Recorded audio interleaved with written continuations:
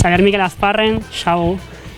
zorionak, esan behar dugu, denboraldi hon egin dezu, eta batez ere lortu dezun garaipen handiena horren urten profesionaletara pasatzea da, urte hain berezi hontan, denok uste genuela ia inorez zala pasa behar, beraz zorioneko azu pasatzeagatik. Zer moduz junda 2020 hau? Bueno, helburu nagusia temporalia fuerte astea zen, eta uste lortu egin nuela, ia karrera guztietan lehenengo hamarretan nintzen, bigarren postu batzuekin, eta, bueno, azken finean pena garaipen hori falta izan zitzaidala, baina, bueno, nahiko pozik nago egindako denboraldiakin, azken finean guztirako preparaketako eta motivazioago daneako oso denboraldi zaila izan da. Uste nahiko ondo kudeatzea lortu dutela, guzti hori eta hori, azkenean amets bat betetzea lortu dut urte hortan, hurren urtean Euskaltelen, etxeko taldean profesionalizatea, así que orokorrean nahiko balantze positiboa egiten dut urte honetan. Badakigu zuri gauzak ondo prestatzen usten zaizula, esan dezakegu hau prestauta zegoela, aurten pasatzea, baina si akaso aurten falta izan da esperientza, praktika, koronavirusak ez digu utzi, azkeneko ukitu horiek afizionatuta ematea, ez? Bai, nik azkenean, klaro nekan, eta taldeak baita oso klarozekan, pres negoenean eman behar nuela salto hori, lehen urtean ja jendea galdetzen zidan nire burua prest ikusten nuen, eta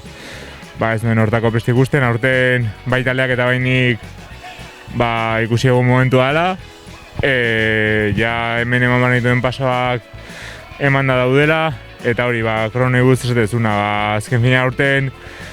ez del lortu lehen urtean lortutako garaipen hori, egia bastante molestatu espinia hori hor dakatela, igual gauzatzuk hobeto egin nitzazkerako, baina urtea ondan bezala erresa falloak egitea, nik uste falloren bat egin nuela, pero bueno, azkenean gauzak holaxe dira, eta horren urteari begira, bai erlojupekoan lanean jarraituko dut, eta kategorira aldeen eta lehenik moldatzen saiatzea nire helburu nagusia. 2021 ezjakintasunez gainezka egongo da guztiontzat, inor ez da libratuko, baina zu ilusioz beterik ibiliko zea profesionaletan eta zezanik ez Euskaltel Euskadirekin. Nola aurreikusten duzu jungo dela hurrengo urtea zuretzat? Esate zuen, azkenean Euskaltel da talde bat guretzat historia duena, etxeko taldea da, askori bizikletan munduan sartu zigun taldea, turroietan atzetik ibili ginen, eta hori, beraiekin pausa hau emateko aukera izatea, kistona, nik ikustetena hurren urtean nire perfilaren nahiko azkar moldatu nahitekela kategorira, eta humil, baina, saiatu nahi dut bai kronotan ondo ibiltzen, baita taldearentzat lan txukuna egiten, eta hori, esan dudan bezala kategorira azkar moldatzen. Hortxe ekipon jende oso azkarrak hagu, eta esprintetan prestatzen ibiltza asko gustatzen zai baita, así que hor agian lehenengo huekoa, lehenengo aukera hortxe ikusteet, esprintetan prestatzen, eta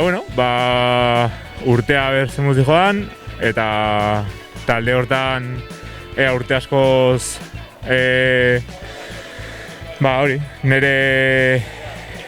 karrera aurrera emateko aukera dudan, baina hori, pauso haintxe ibrina izan bezala. Eskerrik asko zabo, zorionak indagoko lanatik aurten. Bale, mi esker, zuri.